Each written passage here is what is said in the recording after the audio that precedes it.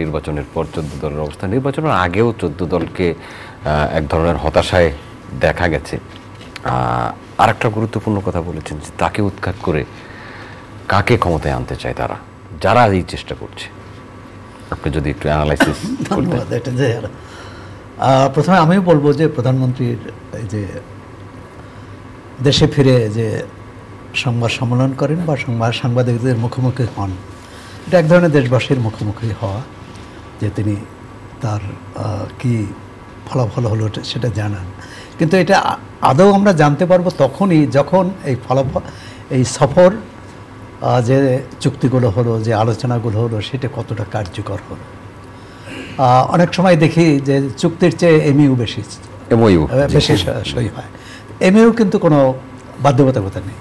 এটা হচ্ছে যে দুই পক্ষ একটা একমত হলো এই ব্যাপারে তারা কাজ করবে। পরবর্তীকালে যদি এটা না গায়, এটা যদি অগ্রসর না হয়, তাহলে তো ওইটা ওখানেই থেকে যায়। এরকম অনেক ক্ষেত্রে আমরা দেখেছি অনেক দেশে। আর দ্বিতীয় হচ্ছে যে থাইল্যান্ডের সঙ্গে আমাদের কি কি ক্ষেত্রে আমাদের সম্ভাবনা আছে। প্রধানমন্ত্রী বলছেন যে চিকিৎসা সেবায় তারা সহায়তা করতে পারেন, তারা বিনিয়োগ করলে সেটা আমরা নিতে পারি। অবশ্যই এটাই খুবই ভালো।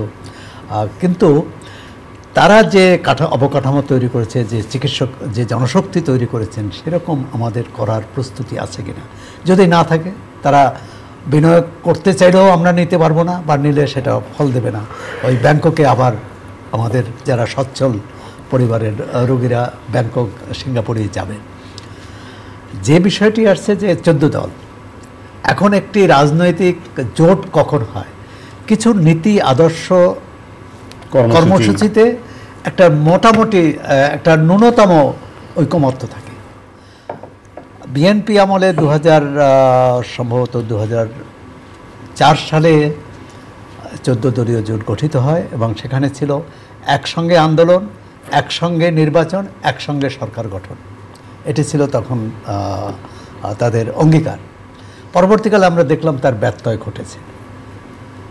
14 দল আছে কিন্তু সরকারে নেই, আবার 14 দল একটা পর্যায়ে সরকারেও ছিল। এখন এখানে 14 দলের শরিকদেরও কিন্তু দায়িত্ব আছে, তাদের ক্ষমতা দেখানো, তাদের শক্তি এবং তাদের কি বলে অবস্থান। তারা যখন অবস্থান সংহত হলে, তাদের নেতাকর্মী জনসমর্থন বেশি হলে, তখন কিন্তু বড় যে দল, প্রধান যে দল, সে দল গুরুত্ব দিতে বাধ্য হয়। এখন যদি এই গুরুত্ব দেয়াটা যদি করুণায় হয়, দয়া পরবশ হয়, যেটি আমরা গত নির্বাচনে দেখেছি, যে 14 দলকে খুবই 8টা 9টা আসন দেয়া হলো, তার মধ্যে তারা 2টি আসন পেয়েছে আসলে। আর পরবর্তীকালে গণতন্ত্রী পার্টির একজন নারী সংসদ সদস্য হয়েছেন। হ্যাঁ, এটা ঠিক 14 দলের যে নীতি অবস্থান কর্মসূচি, এটি নিয়ে কোনো বিরোধ বা কোনো রকমই হয়নি, বা 14 দল অভিযোগ করেনি। মাঝে মাঝে সংসদে জাসদ এবং ওয়ার্কার্স পার্টির পক্ষ থেকে কিছু প্রশ্ন তোলা হয়েছে, কিন্তু আমাদের সংসদীয় ব্যবস্থা এমন যে না করা যাবে না কোনো কিছুতেই। এবং যে ধরেন এই যে পঞ্চদশ সংশোধনী পাশ হলো, সেখানে নোট অফ ডিসেন্ট দিয়েছেন এই 2 দলের প্রতিনিধিরা, কিন্তু ভোট বিরোধিতা করতে পারেনি, এমনকি ভোট দেওয়া থেকে বিরতও থাকতে পারেনি। এটা হচ্ছে আমাদের 70 ধারা। 70 ধারা নিয়ে, 70 অনুচ্ছেদ নিয়ে আওয়ামী লীগের নেতারাও অনানুষ্ঠানিক আলোচনায় বলেন যে এটি থাকা উচিত না। 14 দলের শরিকরা তো বলেন। তো আমরা আশা করি প্রধানমন্ত্রীর সঙ্গে যখন বৈঠক হবে বা আওয়ামী লীগ সভানেত্রীর সাথে, তখন তারা এই বিষয়গুলো, তাদের রাজনৈতিক বিষয়গুলো আনবেন কিনা, বা যে অঙ্গীকার ছিল আন্দোলনের সূচনায়, সেই বিষয়গুলো। আর যদি এটি হয় যে আমি কয়টা আসন পেলাম না, বা নির্বাচনে জয়ী হতে পারলাম না, এই দর কষাকষিটা যদি ব্যক্তি পর্যায়ে চলে আসে, তখন আর রাজনীতি থাকে না, বরং তখন 14 দলের, এখন তো জোটের রাজনীতি দৃশ্যমান নয়, সেটা কীভাবে দৃশ্যমান করা যায় সেটি একটি। তবে 14 দল তো একটা ধারা আমাদের রাজনীতিতে, সেই ধারাটা থাকা উচিত। এ কারণে যে এর বিপরীত ধারাটা কিন্তু আরও পশ্চাৎপদ, আরও মানে ডানের দিকে ঝোঁকা। সুতরাং দ্বিতীয় যে অতি ডান অতি বাম বলছেন, সেখানে একটা প্রশ্ন যে প্রধানমন্ত্রী এবং আওয়ামী লীগের সাধারণ সম্পাদক বলছেন যে সরকার উৎখাত করতে চায়।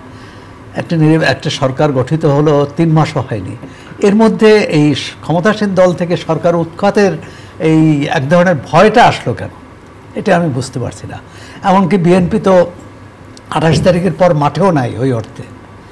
আর তাহলে ষড়যন্ত্র তো চিহ্নিত করতে হবে ষড়যন্ত্রকারীদের এবং তাদের বিরুদ্ধে ব্যবস্থা নিতে হবে। এখন ষড়যন্ত্র বলতে বলতে কখন ষড়যন্ত্র এসে যায় এটাও একটা প্রশ্ন আছে। কিন্তু আমি মনে করি যে গণতান্ত্রিক ব্যবস্থায় উৎখাতের প্রশ্ন আসে না,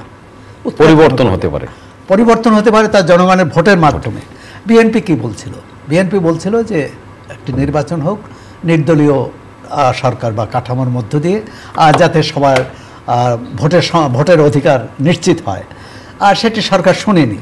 এখন আরেকটি নির্বাচন করেছে, এর আগের নির্বাচন নিয়েও বিতর্ক ছিল, তার আগের নির্বাচন নিয়েও। সরকার তো 5 বছর কাটিয়েছে। এমনকি বিএনপি এরকম আওয়াজও তুলেছে বলে, বা অন্য কোনো বামদের পক্ষ থেকে যে সরকারকে কালকে হটাতে হবে বা নতুন নির্বাচন দিতে হবে, এমনকি নতুন নির্বাচন দিতে হবে এই কথাটাও জোরে সোরে কেউ বলছে না। তাহলে সরকার হয়তো এই উৎখাতের আতঙ্কে আছে কেন? আমি এটা প্রশ্ন। এটার আরেকটা যুক্তি থাকতে পারে, অর্থাৎ জনগণের ন্যায্য দাবি দেওয়া নিয়ে সামনে বিরোধী দল না আসে, সুতরাং আগে তাদেরকে একটা ভয় দেখানো, এটাও হতে পারে।